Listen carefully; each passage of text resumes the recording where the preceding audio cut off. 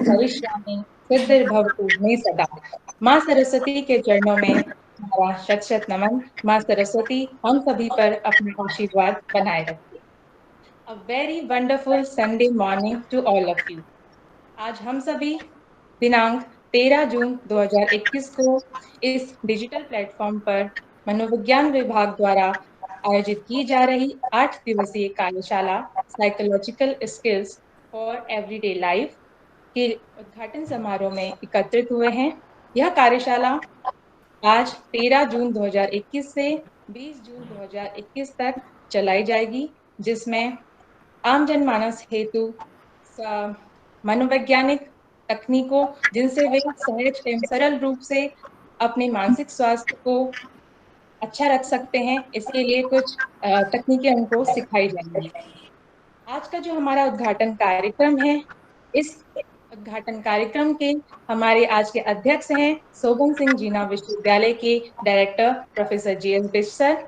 आज के कार्यक्रम के हमारे मुख्य अतिथि हैं शोभन सिंह जीना विश्वविद्यालय के माननीय कुलपति प्रोफेसर एन.एस. भंडारी सर, तथा आज की हमारी जो विशिष्ट अतिथि हैं वो हैं श्रीमती हेमा बिष्ट जी, जो कि Uttarakhand police wife welfare association की जिलाध्यक्षा हैं तथा उत्तराखंड स्टेट टैक्स में जॉइंट कमिश्नर के पद पर कार्यरत हैं।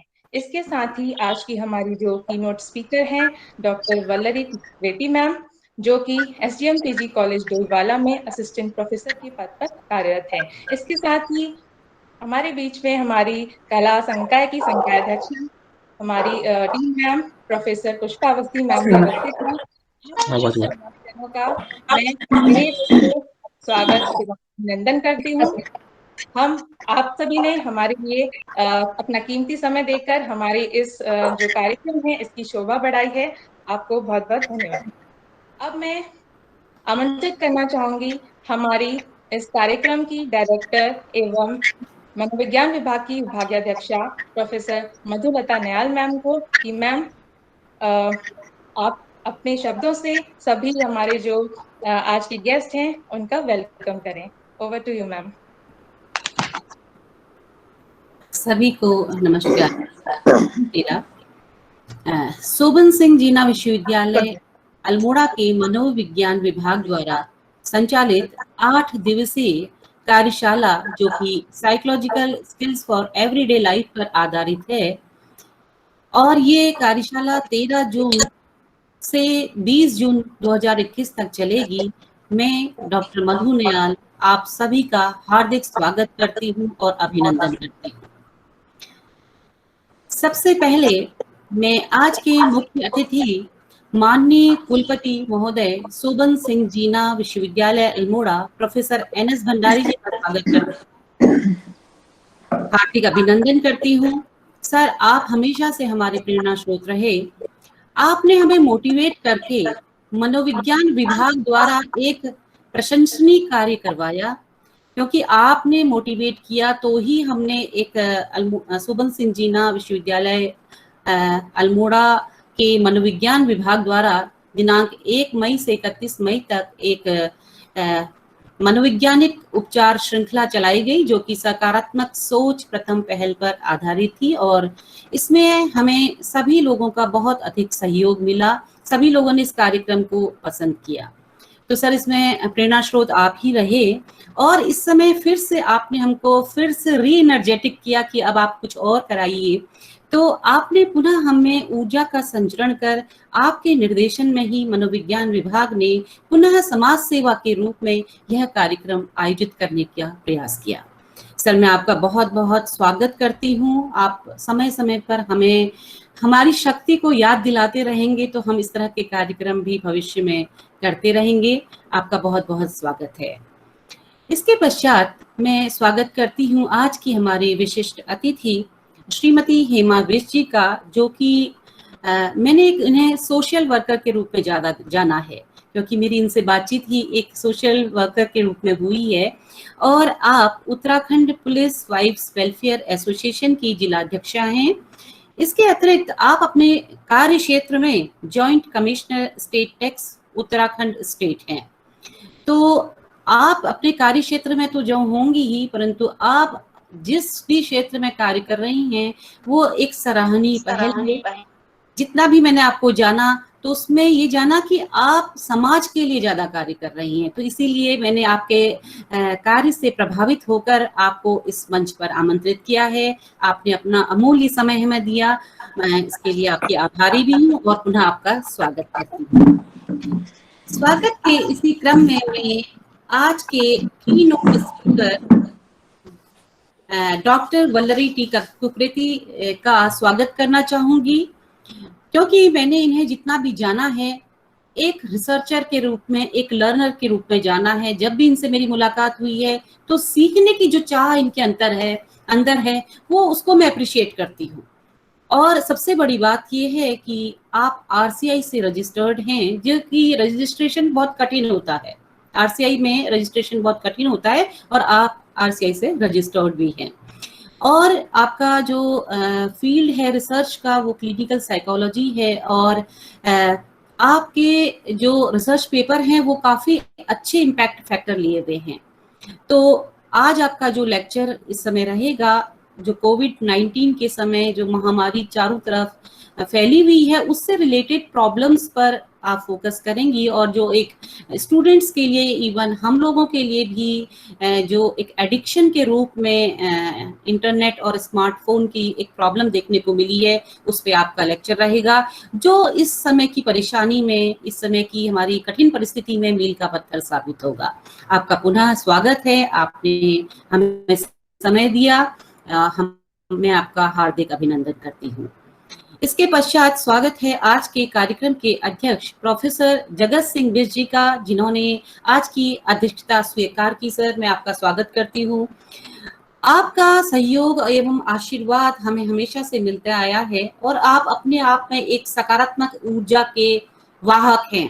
आप बहुत ही सकारात्मक सोच वाले हैं, पॉजिटिव एनर्जी आपके अंदर बहुत अधिक भरी हुई है।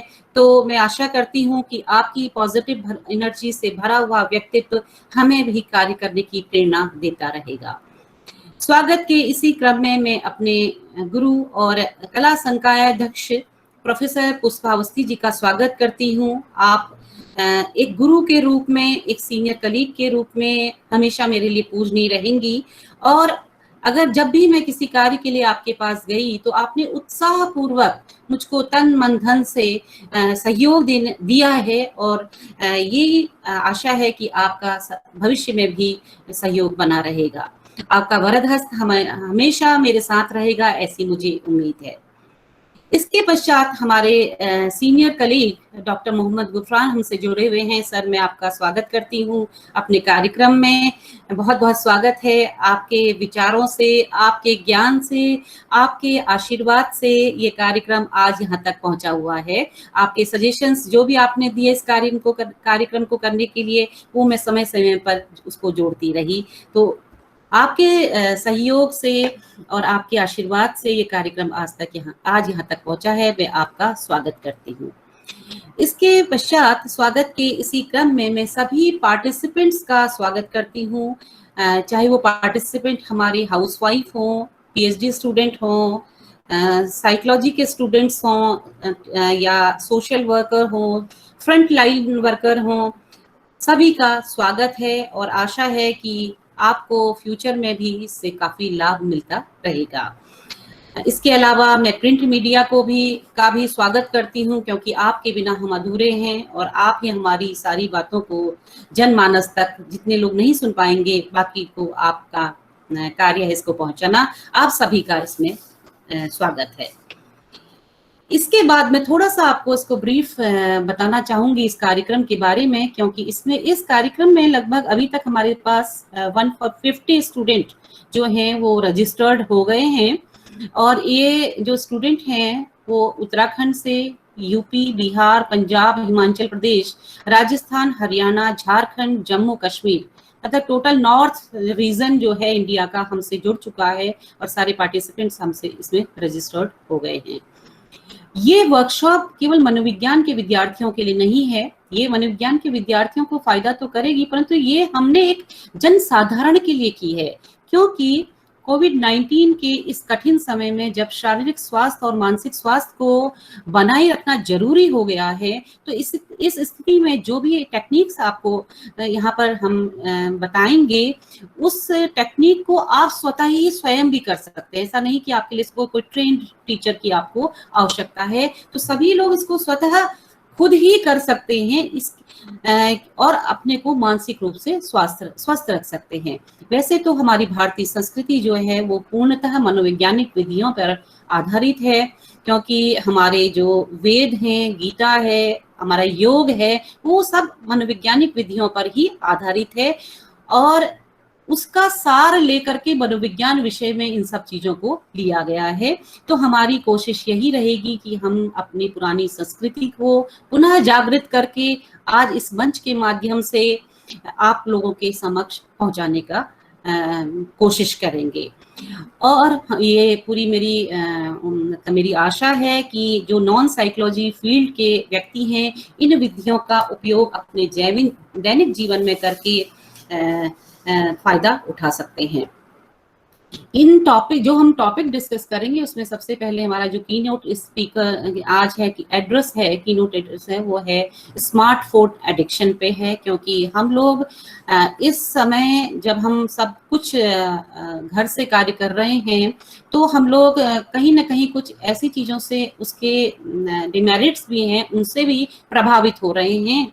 तो इस पे तो हम बात करेंगे ही। इसके अलावा जो बच्चों की प्रॉब्लम्स हैं, जो बच्चे 1.5 साल से लगभग घरों में कैद हैं और किस तरह से वो अपने को मैनेज करें, वो उनके पेरेंट्स उनको कैसे मैनेज करें, ये सारी स्किल्स पे हम बात करेंगे। इसके अतिरिक्त, क्योंकि अगर हम लड़ाई से लड़ने के लिए, कोविड-19 की लड़ाई से लड़ने के लिए पॉजिटिव रहें और पॉजिटिविटी किस तरह से अपने अंदर लाएं, तो इसमें भी हम बात करेंगे। इसमें जो डाइवर्जनल थेरेपी है उसको हम सभी लोगों को सिखाएंगे, और भारतीय संस्कृति तो इसको जानती ही है। तो मतलब हमको आपको वे बताना है, एक रास्ता बताना है कि किस तरीके से आप इसमें कार्य करेंगे। इसके अलावा जब आप टेंस हो जाते हैं तो कैसे रिलैक्स करेंगे अपने आप को, और दैनिक जीवन में जितनी भी तरह की प्रॉब्लम्स होगी, तो ये हमारे फ्यूचर के जो सेशंस होंगे, इसमें हम इंटरैक्टिव सेशन करेंगे।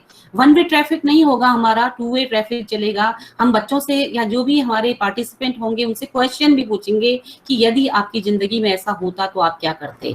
तो आप लोगों को बहुत अच्छा लगेगा, क्योंकि हमारा सेशन जो है वो इंटरैक्टिव रहेगा। इसके अतिरिक्त ज्यादा नहीं कहते हुए, क्योंकि सभी लोग बहुत ही अच्छी तरीके से अपनी बात को प्रेजेंट करेंगे, ज्यादा न कहते हुए मैं पुनः आप सभी लोगों का स्वागत करती हूँ। और आप लोगों ने सभी हमारे अतिथियों ने हमें समय दिया, इसके लिए बहुत बहुत धन्यवाद sir. Over to Sunita, over to Vinita. धन्यवाद ma'am. It is rightly said that health is a state of complete harmony of body, mind and spirit. जब हम स्वास्थ्य की बात करते हैं तो हमें सिर्फ शारीरिक स्वास्थ्य नहीं बल्कि मानसिक स्वास्थ्य को भी उतना ही ध्यान देना होता है, वरना हमारा जो स्वास्थ्य है वो एक कंप्लीट हार्मनी की स्टेट में नहीं कहा जा सकता। आज के कार्यक्रम के इसी क्रम में अब मैं आमंत्रित करना चाहूंगी शोभन सिंह जीना विश्वविद्यालय के कला संकाय की संकाय अध्यक्ष प्रोफेसर पुष्पा अवस्थी मैम को। Welcome ma'am, over to you ma'am. Vinita, जो आज की जो स्पेशल गेस्ट हैं उनको भी मेन स्क्रीन में ले आओ।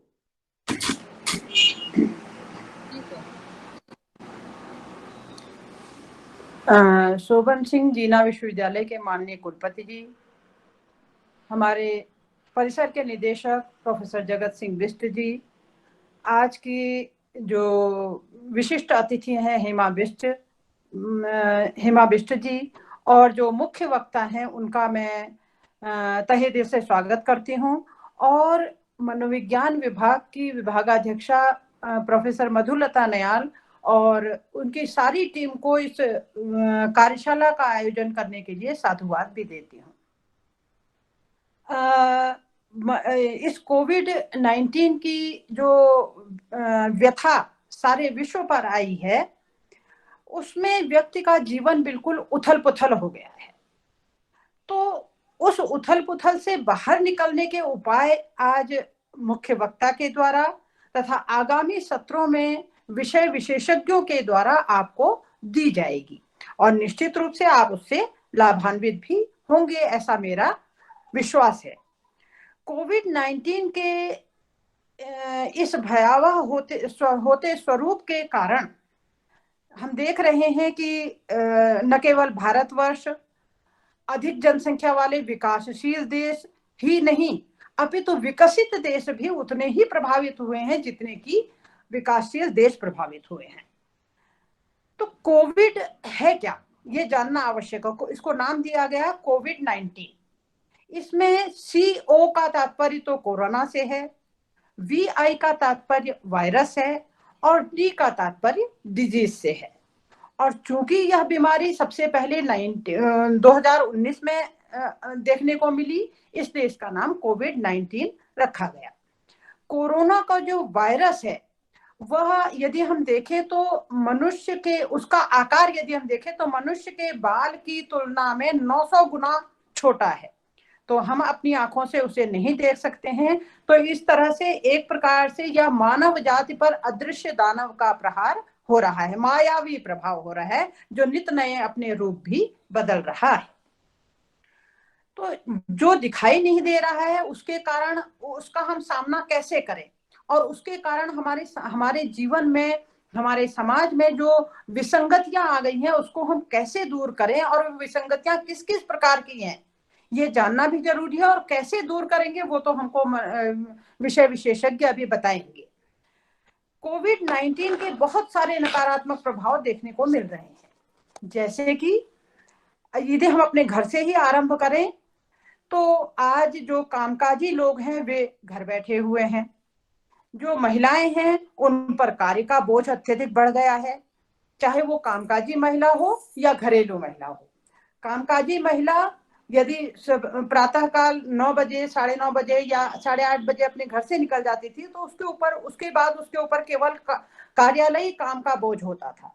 लेकिन आज घर में बैठ करके ही वह काम कर रही है, इसलिए कार्यालय के काम का बोझ तो उसके ऊपर है ही, इसके साथ ही साथ उसके ऊपर घर के कामकाज का भी बोझ है। तो दोहरा बोझ वो झेल रही है। और जो घरेलू महिला है, ये ना समझे कि घरेलू महिला का कोई काम नहीं होता है, वो अनपेड है, उसको पे नहीं किया जाता है, लेकिन काम उसका कामकाजी महिला से कहीं अधिक होता है। तो जो घरेलू महिलाएं हैं उनके दायित्व भी बढ़ गए हैं। उनको घर के बड़े बूढ़ों की देखभाल भी करनी है, घर के बच्चों की भी देखभाल करनी है, पति की जरूरतों को भी समय समय पर पूरा करना है, और इसके साथ साथ ऑनलाइन पढ़ाई कर रहे बच्चों को भी देखना है। और अगर बच्चा कहीं 10 साल से छोटा है तब तो उसकी समस्या और भी बड़ी हो जाती है। तो जो कामकाजी महिलाएं हैं वो आज महिलाएं जो है, चाहे वो घरेलू महिला हो या कामकाजी महिला हो, वो अपने लिए समय नहीं निकाल पा रही हैं। और अपने लिए समय नहीं निकाल पा रही है इसलिए उनमें मानसिक तनाव बढ़ रहा है। इसके अलावा कोरोना के जो फ्रंट वर्कर्स हैं, चाहे वो हमारे डॉक्टर्स हों, नर्सेज हों, हॉस्पिटल स्टाफ हो या पुलिस आदि है, उन पर भी काम का बोझ बढ़ा है।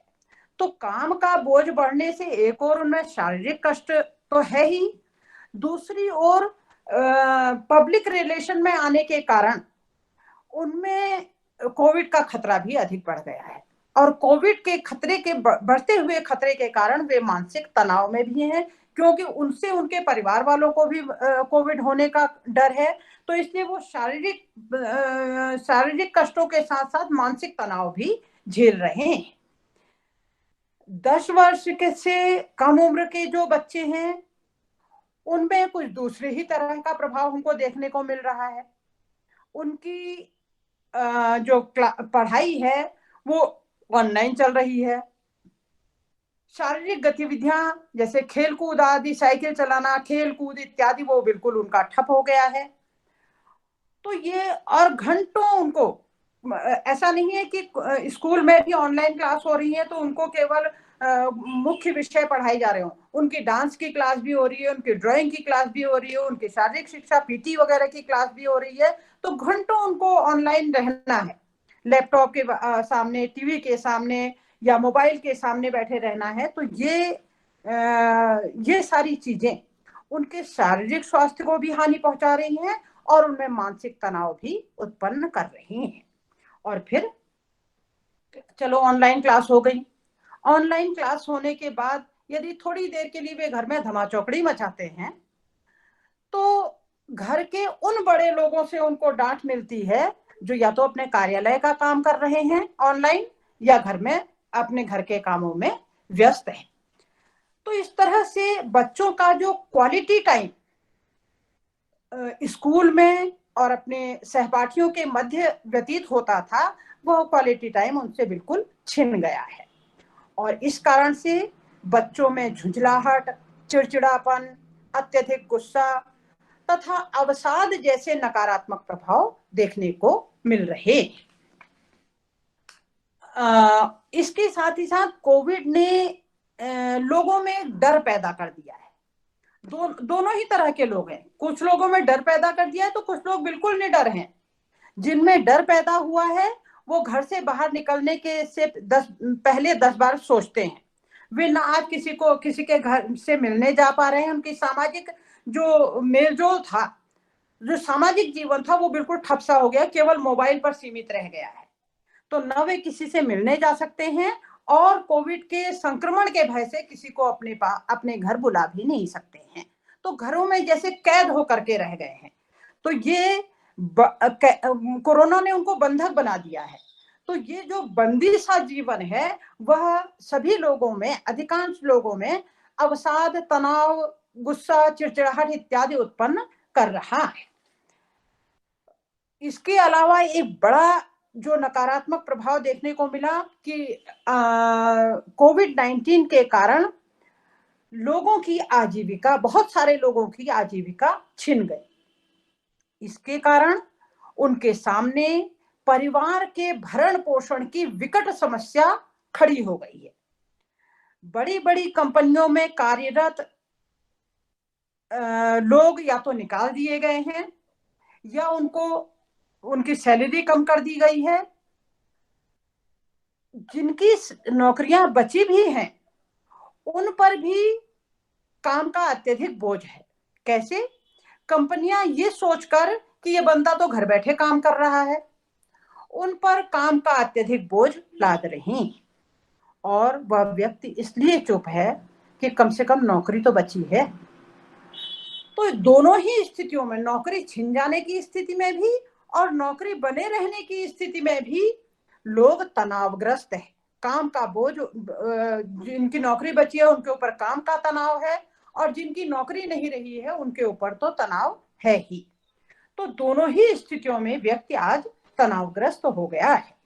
और इसके अलावा जो दैनिक वेतनभोगी थे, दैनिक वेतनभोगी मतलब जो दैनिक श्रमिक थे, कंस्ट्रक्शन के काम रुक गए, अन्य फैक्ट्रियां बंद हो गई, तो दैनिक जो वेतनभोगी थे या दैनिक श्रमिक थे वे, उनकी आजीविका जाती रही और वे अपने गांवों को लौट गए, घरों को लौट गए। अब गांवों में लौटने के बाद भी उनके लिए समस्या है। कैसी समस्या? कि जो हुनर उनको आता है उस हुनर के काम उनके घर में, गांवों में नहीं है। और घर के जो काम है जैसे कृषि, पशुपालन, बागवानी इत्यादि, मुर्गी पालन इत्यादि, इसके लायक वो रहे नहीं। तो दोनों ही स्थिति, यहां भी हम देख रहे हैं कि दोनों ही स्थितियों में उनके लिए तनाव है। यद्यपि सरकार इस दिशा में कार्य कर रही है, उनको स्वरोजगार हेतु प्रेरित कर रही है और सहायता भी दे रही है, लोन भी दे रही है, लेकिन ये सारे प्रयास ऊंट के मुंह में जीरा सदृश नाकाफी है। अब हम शिक्षा की ओर आते हैं तो कोविड-19 के कारण हमारी शिक्षा पर भी नकारात्मक प्रभाव पड़ा है। बहुत लंबे समय से बच्चे स्कूल नहीं गए हैं, तो घर बैठे उनके लिए, उनको 1 से 8 तक की कक्षा के जो विद्यार्थी थे, पिछले वर्ष उनको प्रोन्नत कर दिया गया था, कक्षा 9 वालों को भी प्रोन्नत कर दिया गया था। बोर्ड की आधी अधूरी परीक्षाएं तो हुई थी, जो बच गई थी उनको भी, उन सारे विद्यार्थियों को भी उनकी ओवरऑल परफॉर्मेंस के आधार पर प्रोन्नत कर दिया गया था। लेकिन विकट समस्या तो 2021 में है कि इस वर्ष बोर्ड की परीक्षाएं आरंभ ही नहीं हो पाई और विद्यार्थियों को, छात्र छात्राओं को आरंभ में लगभग 1 डेढ़ 2 महीने तक ये आश्वासन दिया जाता रहा कि देर से होंगी, कुछ विलंब से होंगी, लेकिन होंगी। तो वे बेचारे छात्र छात्राएं निरंतर प्रयास करते रहे, अपनी तैयारी करते रहे और अंततोगत्वा छात्र छात्राओं के स्वास्थ्य सुरक्षा को ध्यान में रखते हुए सरकार को ये परीक्षाएं रद्द करनी पड़ी। परीक्षाओं के रद्द होने से सर्वाधिक नकारात्मक प्रभाव पड़ा है उन विद्यार्थियों पर जो मेरिटोरियस हैं। यद्यपि मेरिटोरियस हैं, लेकिन अपनी पूर्व की प्री बोर्ड परीक्षा में या पिछली किन्हीं परीक्षाओं में किन्हीं कारण से वे अच्छा स्कोर नहीं कर पाए थे, इसीलिए वो बोर्ड की परीक्षा के लिए जी जान से जुटे हुए थे। लेकिन अब बोर्ड की परीक्षाएं नहीं हो रही हैं, तो 16 से 17 साल की उम्र के जो हाई स्कूल के बच्चे हैं और 18-19 की उम्र के जो इंटरमीडिएट के बच्चे हैं, वे मानसिक रूप से तनावग्रस्त हैं। उनके सामने उनका भविष्य उनको अनिश्चित सा दिखाई दे रहा है, अनिश्चितता सी आ गई है भविष्य में कि हम आगे क्या करेंगे, ये वो सोच नहीं पा रहे हैं। तो शिक्षा की और इसके अलावा साथ साथ शिक्षा की गुणवत्ता पर भी नकारात्मक प्रभाव पड़ा है। और उत्तराखंड जैसे विषम भौगोलिक परिस्थिति वाले प्रदेश में तो दूर दराज के गांव में बैठा हुआ रह रहा जो छात्र छात्रा या विद्यार्थी हैं, वो ऑनलाइन क्लास से जुड़े तो कैसे जुड़े? उनके पास न स्मार्टफोन है और न ही इंटरनेट की सुविधा है, तो पढ़ाई करें तो कैसे करें? तो बड़ी विकट समस्या है। और मुझे विश्वास है कि आगे के सत्रों में हमें इस पर कुछ और उन पढ़ाई न हो पाने के कारण विद्यार्थी जो तनावग्रस्त हैं, उनके तनाव को दूर करने की कुछ टेक्निक्स आप लोगों के द्वारा अवश्य में बताई जाएंगी। कोविड-19 के कारण एक जो बड़ी असुरक्षा की भावना उत्पन्न हुई है लोगों के बीच में, वो है खाद्य असुरक्षा, खाद्यान्न की असुरक्षा। यद्यपि सरकार इस दिशा में भी सराहनीय कार्य कर रही है, लेकिन ये प्रयास कहां तक सफल हो पाएंगे, इस विषय में कुछ कहा नहीं जा सकता। कोविड-19 के चलते समाज में थोड़ा बहुत अंधविश्वास भी बढ़ा है। पूजा पाठ, व्रत, उपवास आदि की ओर लोगों का झुकाव बढ़ा है। यद्यपि ये इसमें कोई बुराई भी नहीं है, लेकिन ये तर्कसंगत भी नहीं है कि व्रत, उपवास, पूजा पाठ करने से हम कोरोना से मुक्त हो जाएंगे, ऐसे इसमें कोई तर्क नहीं है। इसके अलावा आज देखिए आप TV, computer, laptop, tab, mobile पर नजरें गड़ाए गड़ाए ही बच्चों का और बड़ों का दिन बीतता है। इससे बच्चों में जहां एक और मोटापा, हाई ब्लड प्रेशर और आंखों की समस्याएं पैदा हो रही हैं, वहीं दूसरी ओर वे स्क्रीन एडिक्ट भी होते जा रहे हैं। जरा सा फोन ने आवाज नहीं की, दौड़ कर देखते हैं कि व्हाट्सएप पर क्या मैसेज आया, फेसबुक पर क्या मैसेज आया, और नहीं तो दिन भर यूट्यूब में लगे रहते हैं। तो ये जो एडिक्शन है, स्क्रीन का एडिक्शन है, ये बच्चों में ही नहीं दिखाई दे रहा, बड़ों में भी दिखाई दे रहा, क्योंकि समय बिताएं तो कैसे बिताएं, घर के काम करते हुए समय कैसे बीते। और सबसे ज्यादा समस्या तो उन लोगों की है जिनके जो 60 से अधिक उम्र के हैं और जिनके बच्चे दूर हैं। उनके लिए तो समय काटना दूभर हो गया है, क्योंकि केवल फोन के अलावा आमने सामने वो किसी से बात भी नहीं कर पा रहे हैं। तो इसलिए जो 60 वर्ष से अधिक उम्र के जो लोग हैं, उनके तनावग्रस्त होने की संभावना ज्यादा बनती है। ऊपर इन सारे नकारात्मक प्रभावों से बच्चे, बूढ़े, बड़े, स्त्रियां, इन सबको कैसे बाहर निकाला जा सकता है, यही उपाय आपको इस कार्यशाला में मनोविज्ञान के विषय विशेषज्ञ बताएंगे। हम सबको भी, जो सामान्य जन है, उनको भी आशा, विश्वास और धैर्य से काम लेना होगा, क्योंकि अंधेरे उजाले को कब तक डसेंगे, अंधेरे उजाले को कब तक डसेंगे, उदासी भरे दिन कभी तो ढलेंगे, उदासी भरे दिन कभी तो ढलेंगे। अंत में मेरी यही कामना है, सर्वे सुखिनः सन्तु, सर्वे सन्तु निरामयाः, सर्वे भद्राणि पश्यन्तु, मा कश्चित् दुःख भाग् भवेत्। धन्यवाद। मैं आगे के लिए विनीता को कार्य सौंपती हूँ। विनीता। बहुत बहुत धन्यवाद मैम, आपने बिल्कुल सही कहा। इस समय कोरोना महामारी के चलते हमारे ऊपर, हमारे जीवन के हर क्षेत्र में कोरोना ने हमें प्रभावित किया है और हमारे लिए जरूरी है कि हम तर्कसंगत रूप से वैज्ञानिक तरीकों को अपनाते हुए इसको सॉल्व करने की कोशिश करें, ना कि हम अवैज्ञानिक तरीके या अंधविश्वास की तरफ दौड़ें। और हमारा मनोविज्ञान विभाग इस तरफ कार्य करने के लिए हमेशा तैयार है और आगे भी तैयार रहेगा। और आपने बिल्कुल सही कहा मैम कि जो अंधेरी रात है वो ज्यादा समय तक नहीं रहती है, इसीलिए कहा गया है, गम की अंधेरी रात में दिल को ना बेकरार कर, सुबह जरूर आएगी, सुबह का इंतजार कर। तो हमें वाह। इसकी सुबह का इंतजार करना है। और इसी उद्घाटन के इसी क्रम में अब मैं आमंत्रित करना चाहूंगी आज की हमारी विशिष्ट अतिथि श्रीमती हेमा बिष्ट जी, जो कि Uttarakhand police wife welfare association की जिलाध्यक्षा है। इसके साथ ही वे उत्तराखंड स्टेट टैक्स में ज्वाइंट कमिश्नर के पद पर कार्यरत हैं। मैम, आप अपने आशीर्वचनों से हमें लाभान्वित करें। धन्यवाद। Over to you ma'am. Okay.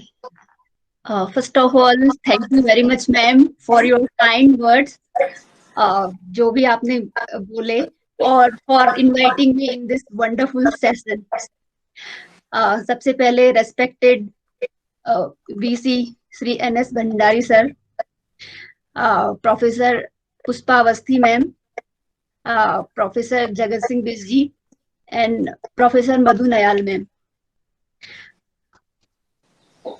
Ma'am ने जैसे ही मुझे बताया कि आपके द्वारा ये वर्कशॉप आयोजित की जा रही है, तो और क्योंकि साइकोलॉजी मेरा एक पर्सनल इंटरेस्ट भी है, और तो मैं बिल्कुल इसके लिए बहुत ही सहर्ष, मुझे हार्दिक खुशी हुई इसका पार्ट बनने के लिए। Thank you very much ma'am. और सबसे पहले तो मैं ये बता दूं कि मैम और मेरा जो परिचय है, इस जो अभी समय चल रहा है, इसी के दौरान एक बॉन्ड बना हमारे बीच में। हम चूंकि पुलिस डिपार्टमेंट से जुड़े हुए लोग हैं, तो चूंकि फ्रंटलाइन वर्कर के तौर पे लोग कार्य कर रहे हैं, तो कहीं ना कहीं जो लोग प्रॉब्लम फेस कर रहे हैं, काफी लोग यहाँ पे कोविड पेशेंट्स भी रहे हैं और उनकी फैमिली इस चीज को प्रत्यक्ष तौर पे देख भी रही है। तो मुझे ऐसा लगा कि हमें उन लोगों के लिए कुछ करना चाहिए ताकि एक साइकोलॉजिकल ईज उन्हें मिले। तो मैंने मैम से रिक्वेस्ट की, और मैम ने मतलब इतने बेहतरीन तरीके से न केवल कोविड पेशेंट्स के लिए हमारे एक सेशन आयोजित किया, बल्कि उनकी फैमिली के लिए भी मैम ने एक सेशन आयोजित किया। तो इसके लिए मैं बहुत ही आभारी हूँ मैम आपकी। और यूनिवर्सिटी के द्वारा जो भी कार्य किए जा रहे हैं, निश्चित तौर पे जो समाज को एक प्रेरणा और मार्गदर्शन दे रहे हैं। शिक्षक का काम ही, गुरु का काम ही है समाज को मार्गदर्शन देना, और इस आपत्ति काल और महामारी के दौर में तो ये और भी रेलेवेंट हो जाता है। और इस जो हमारी अपेक्षा रहती है किसी गुरु से, तो मैंने देखा कि SSJ यूनिवर्सिटी के द्वारा इसको बखूबी निभाया जा रहा है यहाँ पे। और उनके द्वारा केवल साइकोलॉजी डिपार्टमेंट, योगा डिपार्टमेंट का भी हमने एक सेशन करवाया था, तो बहुत रेलेवेंट वो सेशन रहा था। तो इंस्टीट्यूशन, जब आप एक इंस्टीट्यूशन के तहत हम एक जो हमारे स्टूडेंट हैं वो तो बेनिफिट होते ही होते हैं, लेकिन अगर हम सोसाइटी के लिए भी काम कर रहे हैं, समाज को भी रास्ता दिखा रहे हैं, तो इससे बेहतर कोई चीज नहीं हो सकती है। तो मैं इसके लिए बहुत बहुत आभारी हूँ नयाल मैडम की, और जो हमारे वाइस चांसलर महोदय हैं और जिनके मार्गनिर्देशन में ये सब चीजें चल रही हैं। मैं आशा करती हूँ कि आगे भी यूनिवर्सिटी एक नया मुकाम हासिल करेगी। Thank you very much. बहुत बहुत धन्यवाद मैम।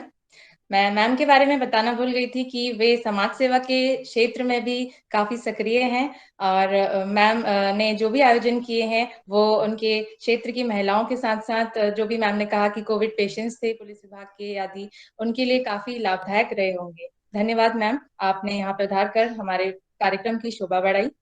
आज उद्घाटन कार्यक्रम के इसी क्रम में मैं अब आमंत्रित करना चाहूंगी सोबन सिंह जीना विश्वविद्यालय के माननीय कुलपति professor NS Bhandari sir. Sir, आपसे निवेदन है कि आप अपने आशीर्वचन प्रदान करके हमें हमारे इस कार्यक्रम के जितने भी पार्टिसिपेंट हैं हमें लाभान्वित करें।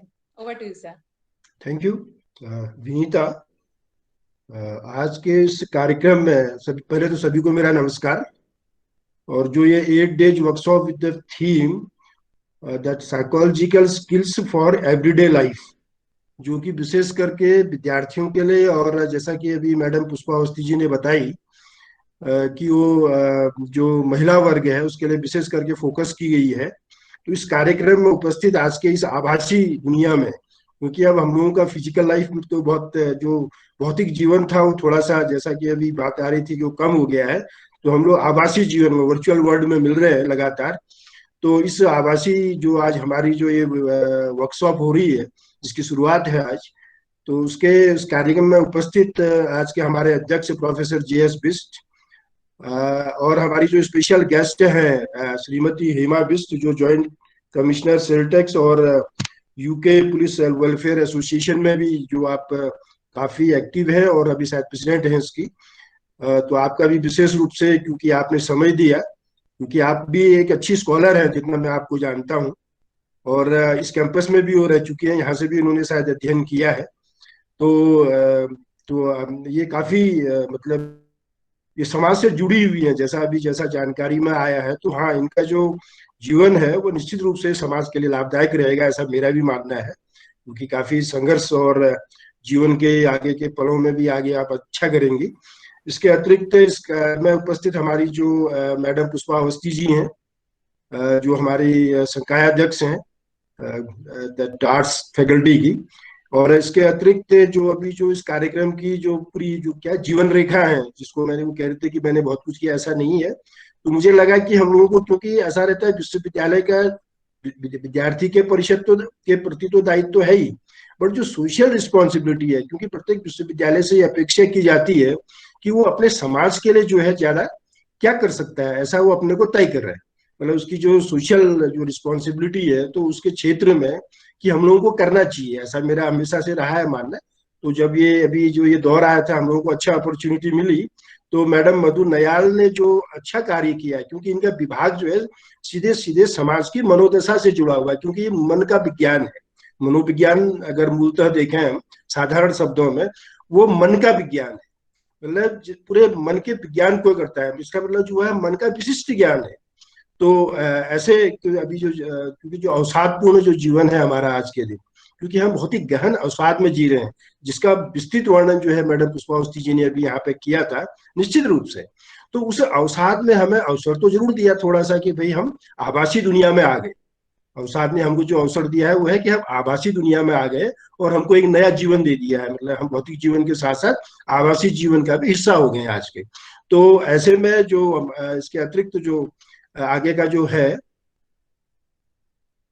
हाँ, जो आगे का जो हमारा जो अभी आगे जीवन है, ऐसे में जो ऐसे जो हमारी जिम्मेदारियां हैं, वैसे दैट योगा तो बहुत अच्छा कर ही रहा है, इसके साथ साथ संस्कृत में भी कुछ लोग सक्रिय हैं, जैसे प्रोफेसर KN पांडे 2 लेक्चर अपना दे चुके हैं।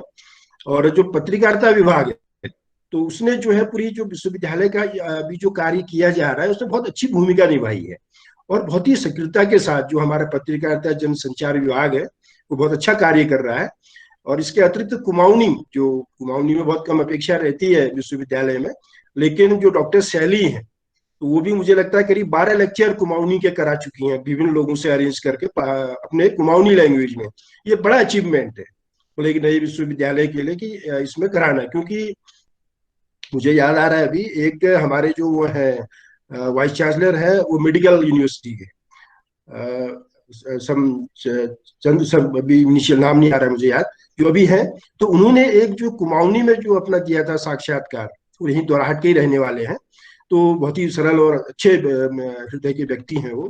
तो उन्होंने कुमाऊनी में दिया था अपना लेक्चर।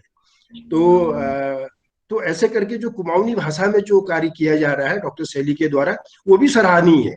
और जल्दी भविष्य में हम लोग प्रयास करेंगे कि कुमाऊनी भाषा विभाग के तौर पे इसको विकसित करें या अध्ययन केंद्र के रूप में विकसित करें। इसके अतिरिक्त जो इसमें करीब अभी 92 के आसपास जो संख्या दिख रही है, और कुछ लोगों ने बीच में आना या छोड़ा भी होगा, but the number is 93 now. तो जितने लोग जुड़े हुए हैं, तो मैं आप सभी का वो मतलब मैं इसमें जुड़ने के लिए, इस आभासी जो अपने 8 डेज की जो वर्कशॉप होने जा रही है, तो इसमें मैं आप सभी का हार्दिक अभिनंदन और स्वागत करता हूं। और इसमें जो जो अपनी एंकर हैं Vinita, and then we have और भी जितने लोग जुड़े हुए हैं यहाँ पे। हाँ, हमारी जो कीनोट एड्रेस है आज, जो आरसीआई से जो रजिस्टर्ड है, रिहेबिलिटेशन काउंसिल ऑफ इंडिया में, जो जहाँ पर का रजिस्ट्रेशन कठिन है, वो बहुत कम लोगों को रजिस्टर्ड होने का अवसर मिलता है। तो ऐसे में जो हमारी वेलारी दैट कुकृति इज देयर, तो वो अभी आने वाले इसी सत्र में टेक्निकल सेशन में बोलेंगी। तो वो बहुत अच्छा उनका जो है इस क्षेत्र में पकड़ है। इसके अतिरिक्त जो इसके ऑर्गेनाइजर हैं सब, इसमें शायद जो ऑर्गेनाइजिंग टीम के मेंबर्स हैं, दैट प्रोफेसर गुफरान सर हैं, प्रोफेसर आराधना मैम है, डॉक्टर भटजी है, doctor Preeti, doctor Ruchi, Vinita Pant and then Sunita. तो ये जो सभी लोग जुड़े हुए हैं, तो बहुत अच्छा आपके द्वारा किया जा रहा है।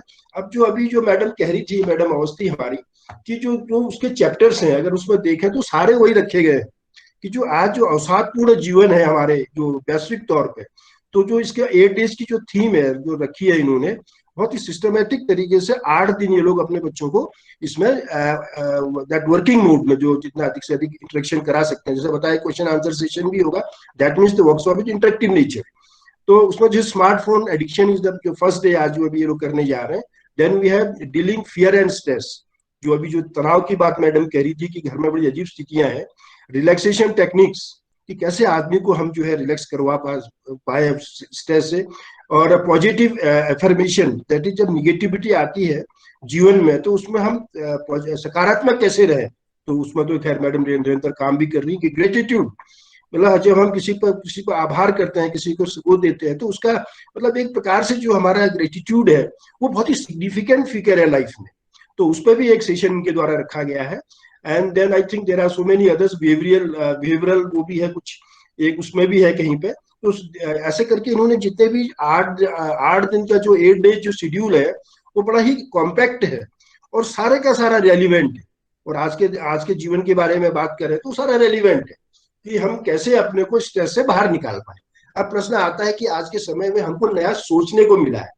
अभी जो torch bearer of the society teacher के लिए कहा जाता है, शायद हमारी जो स्पेशल गेस्ट है वो कह रही थी हमारी हिमा बिस्ट कि शिक्षक से बड़ी अपेक्षा रहती है समाज को, तो उनको torch bearer of the society कहा जाता है कि वो समाज को जो है वो प्रकाश देने वाले होते हैं।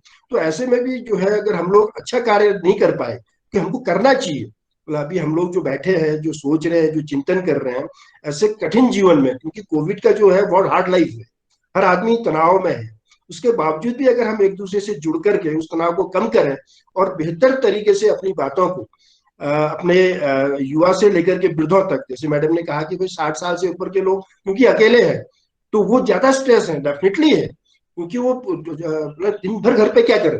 तो खैर ये तो ऐसा विषय है आज के समय में जो आभासी दुनिया ने हमको थोड़ा सा क्या है अवसाद मुक्त करने का एक अवसर दिया है।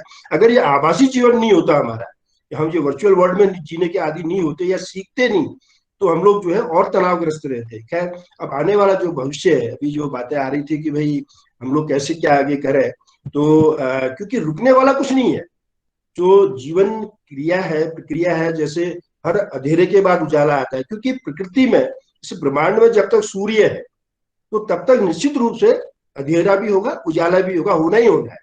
वो तो नियम है, उस नियम में परिवर्तन, किसी भी जो प्रकृति के नियम है उस नियम में परिवर्तन नहीं होता, तो वो निश्चित नियम है, तो वो जारी रहेंगे। लेकिन तो हमको उसका इंतजार नहीं करना है। हमारे पास जो अवसर आए बेहतर, उन अवसरों का हमने अधिक से अधिक उसको यूटिलाइज करते हुए अपने समाज को या हम अपने में आपस में क्या बेहतर कर सकते हैं आने वाले जीवन के लिए, चाहे हम शिक्षा से जुड़े हुए हो या हम समाज के किसी भी क्षेत्र में जुड़े हुए हो, तो आने वाले भविष्य में हम अपने को अधिक से अधिक अच्छे रूप में क्या भाव के साथ हम अपने लोगों को दे सकते हैं, वो आज की आवश्यकता है हमारी, हम सबकी। और मुझे लगता है कि जो हमारा मनोविज्ञान विभाग है, इन्हीं ने जो नए विश्वविद्यालय में आने, जो अभी आगे जो आगे बढ़ेगा आगे, तो मुझे लगता है कि मनोविज्ञान विभाग की जो जो उसके अंदर पोटेंशियल है, उसका जो वो संसाधन है उसके अंदर, वो मुझे लगता है निश्चित रूप से कला संकाय का एक अच्छे विभाग के रूप में आगे बढ़ेगा। मैंने मैडम अवस्थी जी को 2 बार फोन किए थे, शायद आपको याद होगा, आप मुस्कुरा भी रही हैं। मैंने कहा था और को भी एक्टिवेट करिए, क्योंकि मैं पर्सनल रूप में लोगों को कांटेक्ट करता हूँ, हेड से भी कहता हूँ, डीन से भी कहता हूँ, क्योंकि मेरा ये मानना है कि शिक्षा जगत से जुड़ा हुआ आदमी जितना सक्रिय रहेगा, तो वो जैसे अभी ये बच्चे जो है वो भूल गए हैं कि भाई हमारी परीक्षाएं भी होते हैं, उनको ये बताना है कि हाँ परीक्षाएं होती हैं, ये हमारा ही काम है, शिक्षक का ही काम है। तो ऐसे ही अगर टीचर सो गया, मतलब अगर इनएक्टिव हो गया, डोरमेंट अवस्था में चला गया, तो क्या होगा कि हम उसको दोबारा फिर एक एक्टिव लाइफ में लाने के लिए नियर फ्यूचर में बहुत दिक्कतें आएंगी। तो इसलिए हमको निरंतरता अपनी बनाए रखनी है, जो एक कंटिन्यूटी बनी रहे लगातार सिस्टम में, कि हम अपने विचारों को, शिक्षा जगत की बातों को और जो सामाजिक जीवन की बातें हैं उनको हम बेहतर तरीके से, बेहतर रूप में अपने समाज के सामने ले जा सकें और हम उनको एक नई दिशा दे सकें। नहीं, यहीं पर जीवन नहीं है, क्योंकि कोविड ने निश्चित रूप से विश्व को एक नई सोच दी है। इसको हम सबको मानने में कोई ऐतराज नहीं होना चाहिए कि कोविड ने एक नई सोच दी है। ऐसा कहते हैं कि 1918 में आया था पहला, तो उसके बाद एक परिवर्तन हुआ था, जो महामारी तब आई थी, तो उस समय हमारे आमा ये लोग उसको उन्होंने देखा था, तो कभी मेरे को थोड़ा बहुत याद है कि आमा हमारी बताया करती थी दादी। तो जो वो स्थितियां थी, उसके बाद आज हम 100 साल बाद उसको देख रहे हैं, तो काफी 100 साल में परिवर्तन हुआ विगत। अब आने वाला 100 साल कैसा होगा इस महामारी के बाद, ये हम सबको और हमको ही तैयार करना है। क्योंकि जो आधुनिक शिक्षा है, जो आज की आधुनिक शिक्षा है, वो एक थोड़ी सी बात, एक और जो विषय पे थोड़ा प्रकाश डालना चाहता हूँ, जो हमारा वैदिक विज्ञान है, या जिसको हम वेद कहते हैं, वेद विद्या है, वेद जो हमारे हैं वो विद्या है, वो हमारी पुरातन विद्या थी, जिस विद्या को हमने करीब करीब दूर कर दिया अपने से। तो क्या हुआ कि मैं अभी बीच में कहीं एक वो पढ़ रहा था, तो ये बड़ा स्पष्ट है इसमें जो संकेत है, कि जो हमारा अपना विज्ञान था, अगर हमने अपने देशज विज्ञान को विकसित किया होता, अपने वेदों से हमने जो विज्ञान को अगर विकसित किया होता, उस वेद में उसमें सब कुछ है जो आज की दुनिया में हम ब्रह्मांड तक जाने की बात कर रहे हैं। तो हमारे जो वैदिक विज्ञान है उसके अंदर सारी चीजें दी हुई हैं, सारी चीज वो, लेकिन हम उनको काल्पनिक मानते रहे। तो आज लोग दोबारा उसका अध्ययन करने की ओर जा रहे हैं कि जो वैदिक विज्ञान था या वैदिक जीवन था, या जो हमारे वेदों में निहित जो ज्ञान है, वही वास्तविक विज्ञान है। जो आज का जो मॉडर्न साइंस है, जिसको हम वेस्टर्न साइंस के रूप में देखते हैं, धीरे धीरे हमने भी उसी को अपनाया हुआ है, क्योंकि हमने अपना विज्ञान विकसित नहीं किया है। अब आज जो विश्व है वो भी देख रहा है कि देखिए, आपको ये इसको हम लोग ये मानने में कोई, देखिए कितना गर्व की बात है कि जो हमारा विज्ञान था वही योग की बात करता था और वही आयुर्वेद की बात करता था। आज वैश्विक तौर से वर्ल्ड वाइड जो है, जो हमारा जो योग है और हमारा जो आयुर्वेद उसको मानने लगा है। और आने वाले समय में हमारा जो वेद का विज्ञान है या जो विद्या है, वो विशिष्ट ज्ञान है, उसको आने वाले समय पे फिर सारा विश्व मानेगा। और ये मानेगा तो इसको मनाने की जो जिम्मेदारी है वो हमारी है, क्योंकि जो भारतीय पद्धति है, हमारी परंपरा है जीवन की, वो प्रकृति के नजदीक रही है। अगर आप देखें, अगर आप अध्ययन करें, जैसे मैं संस्कृत में या अन्य लोग जो आप लोग बैठे हैं, अगर कभी प्रयास करें अपने विगत को जानने का, तो जब हम अपने सांस्कृतिक जीवन के जो कुछ जो पुस्तकें हैं या जो काव्य है या जो ग्रंथ हैं, उन तक अगर हमारी अप्रोच हो सके, तो अगर हम उनको देखेंगे तो वो हमको प्रकृति से सिखाते हैं, प्रकृति के प्रति स्नेह सिखाते हैं कि हमको प्रकृति के साथ कैसे रहना चाहिए। लेकिन हम उसी से दूर हो गए आने वाले समय में। तो जो 1918 या 20 के बाद से जो विकास की जो प्रक्रिया चली, उसने 100 साल के अंदर ऐसा जीवन दे दिया है कि अब आज हम ये सोचने लग गए हैं कि हमारा जो वर्तमान जीवन है वो क्या आगे सुरक्षित रह पाएगा। पहले हमने अपने जीवन को सुविधा देने के लिए विकास किया था, अब हम ये सोचने लगे, हमारा विश्व जो है, या हम ये सोचने लगे हैं अब हमको सुरक्षित जीवन के लिए, देखिए पहले सुविधा के लिए हमने विकास किया था, अब हमको सुरक्षित जीवन के लिए विकास करना है। अगर हम सुरक्षित रहेंगे तभी हमारे को उसका उपभोग करने का अवसर मिलेगा। तो आने वाला जो विज्ञान है, उसे नए विज्ञान की कल्पना, न्यू साइंस, या इसको हम नई सोच का नया विज्ञान कह सकते हैं, वायु विज्ञान, तो उसको विकसित करने का जिम्मेदारी भी, उसको विकसित करने की जिम्मेदारी भी जो हम बैठे हैं या जिन तक हम पहुंचते हैं, उन्हीं में से हम सबकी है। और ये हम करेंगे, और ये आप सभी लोग इसमें अपनी भूमिका निभाएंगे, और मुझे ऐसा लगता है। अंत में मैं पुनः फिर एक बार अगेन मैं आप सभी को, जितने लोग भी उसमें उपस्थित हैं, मैं आप सभी का, विशेष करके साइकोलॉजी डिपार्टमेंट की जो हेड ऑफ डिपार्टमेंट है, उसको कोऑर्डिनेट कर रही है 8 डेज वर्कशॉप को, डीन संकाय, हेमा बिस्ट जो हमारी विशिष्ट अतिथि हैं, विशिष्ट अतिथि, और आप भी निरंतर और अच्छे कार्य के साथ अपने सामाजिक जीवन को आगे बढ़ाते रहे, ये मेरी भी अपेक्षा है और मेरी ओर से शुभकामनाएं भी है। और हमारे जो आज के इस कार्यक्रम के अध्यक्ष हैं, हमारे वर्तमान में हमारे जो कैंपस के निदेशक हैं प्रोफेसर JS बिस्ट सर, इसके अलावा जो वेलारी कुकरेजी जुड़ी हुई हैं, अभी स्क्रीन में नहीं है, तो उनको भी, क्योंकि वो बहुत अच्छे तरीके से बातों को अपने जो लोग जुड़े हुए हैं इस वर्चुअल वर्ल्ड में उनको बताएंगी। और तो आप सभी का पुनः एक बार मैं को धन्यवाद देते हुए आपकी अच्छे और सुखद जीवन की सभी की शुभकामनाओं के सहित मैं आपसे ये ओवर टू विनीता। बहुत बहुत धन्यवाद सर। आप हमेशा हम लोगों का मनोबल बढ़ाते रहते हैं और हमें पुश करते रहते हैं कि हम कुछ नया करें, कुछ नया सीखते रहें और कुछ नया करते रहें। इसीलिए हम सभी लोग इतने अच्छे से कुछ भी जो कार्यक्रम है वो चला पाते हैं। और जैसा कि आपने सही कहा सर कि किसी भी परिस्थिति में हमें प्रयास करना चाहिए कि हम उस परिस्थिति से कुछ सीखें और उसमें कुछ लाभ उठाने का प्रयास करें, ना कि हम बैठ के उसके बारे में, उसकी नेगेटिव चीजों के बारे में सोचें। हमेशा दो तरह के इंसान होते हैं, एक उस परिस्थिति को लेके रोता है और दूसरा इंसान उस परिस्थिति में कुछ नया सीखता है और आगे बढ़ने का प्रयास करता है। और हमारी आशा है कि हम जिस ओर प्रयासरत हैं तो हम लोगों को इस लिए मोटिवेट कर पाएंगे कि वो इस परिस्थिति का अधिक से अधिक लाभ उठा पाए। धन्यवाद सर। अब इसी क्रम में I would like to invite our special our keynote speaker of today's session, Dr. Vallari T. Kukreti ma'am. Ma'am is currently posted as assistant professor in SGM College Doiwala, and her specialization area is clinical psychology. She is also registered with RCI, and ma'am has already published 40 research papers in various reputed national and international